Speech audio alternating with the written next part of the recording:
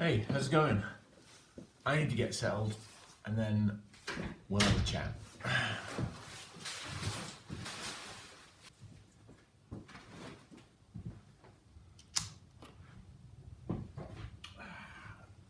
Need some water first.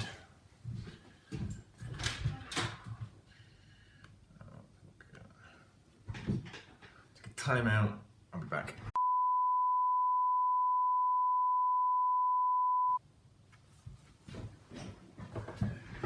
Hello, back.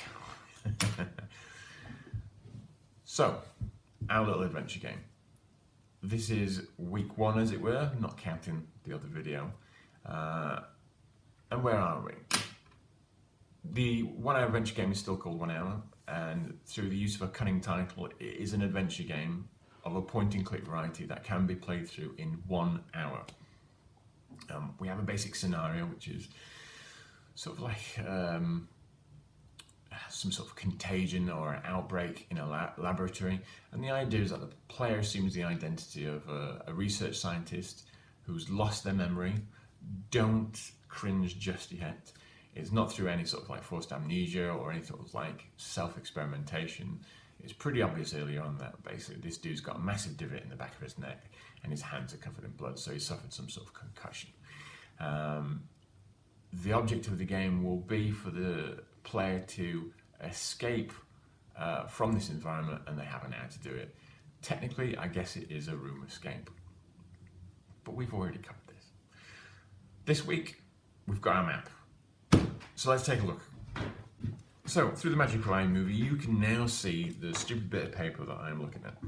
And this is a very rough sketch, which is a plan view of the total environments that the player will get access to in the game. And as I mentioned last time, it's only 4, 5, maybe 6 different screens, all linked together to form this game world. And we kept this purposely small, just so it keeps the workload down, and it keeps us focused that yes, this is only 5 rooms and it doesn't get sprawling, because sometimes if you give yourself free rein, you can really take the ball and run with it. And there's one project which is this is technically a sequel to, potentially, which just ran away with us for years and years and years, but we'll probably cover that in another video. So right now, let's take a look at this map. So, in the beginning, there were only going to be 2 rooms. This room here is basically your primary lab, and that's where disaster would have happened. The player generally has got no physical access in there, but can interact through various ways. Like here, there's a port with robot arms, or some sort of interaction where you can temporarily from this room get access into this room, but not too much. You can just sort of like poke and prod, but not do too much. This room is sealed, and it's quite obvious there's something wrong in there, and we'll figure out all that. But the player would be confined into this room and pretty much have to figure out what was going on, who they were, and how they'd get out. And this whole room here was going to be locked, and you were going to escape from this room, and job done. But it didn't make much sense, because even though this is basically a work of fiction and it's fantasy and it's an adventure game, we want some element of reality there. So effectively, we opened this up, we added a corridor here, and this is basically a general corridor, and at the other end is a secure door into this area, dealing with this as a complete facility.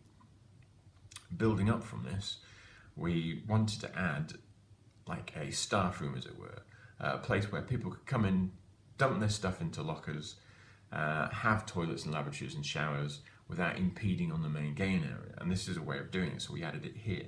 It also adds some little an opportunity to add little extras and other little bits and pieces. So if the player wants to snoop around in lockers and break locks and do all that kind of stuff, they can do. Yes, it might be a waste of time, or there might be some important little information in there, or some little little items that they can use, or just some funny little moments that we're thinking of bobbing in there, or probably in there.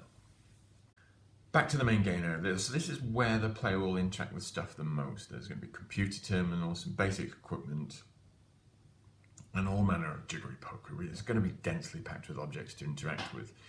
We also wanted the player to do some sort of experimentation. We couldn't do it. It doesn't feel right to say, right, we're going to get the player to experiment in their main game area without any sort of protection. It just doesn't make any sense. So we reduce the size of the lab area from this size to that size. And we turn this area here into a sort of decontamination, so the player can walk through from the main office in here, decontaminate. At this point, they've got large viewing ports here, and we felt that by adding those viewing ports there and seeing what was going off in there, that it would add a bit of tension as it developed and stuff.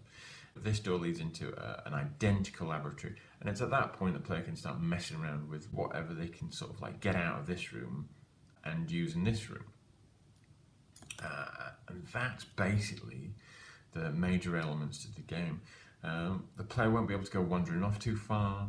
There's little access ducts and air ducts and stuff. The player won't be able to get down them, but they'll be able to like push things around in them, send stuff down, open things.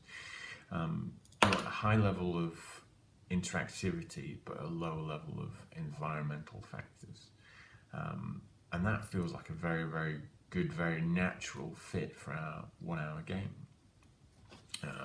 As it stands, this is it.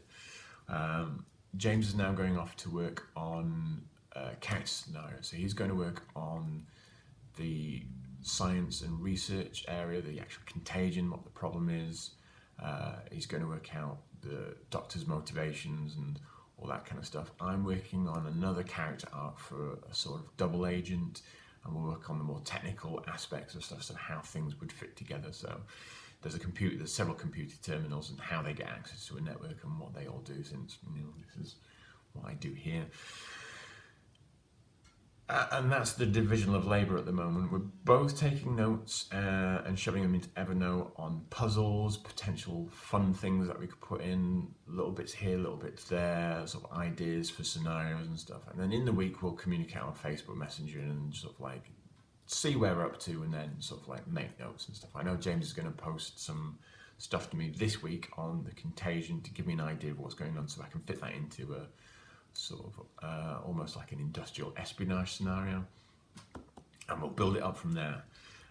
So next time we should have the glimmer of scenario, a bit more development. We should have maybe a few ideas for puzzles, and hopefully James has gotten around to doing some drawing for concept for whatever contagion is going on, and maybe even a player character, but that's getting a bit ahead of ourselves. So as it stands, we're still working on paper, still making notes, and that'll still remain for at least another 3 or 4 weeks. I can't really see doing any real technical stuff yet, because it's just hashing stuff out on paper, making notes and stuff. Next week, who knows where we'll be. But I guess I'll check in with you. If you check in with me, we'll be all right. Thanks for watching. Hope you come again soon, and we'll see how this progresses.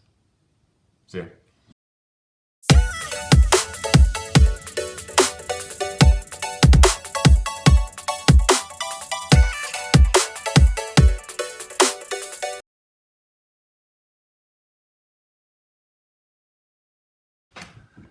Gary Vaynerchuk, don't give up.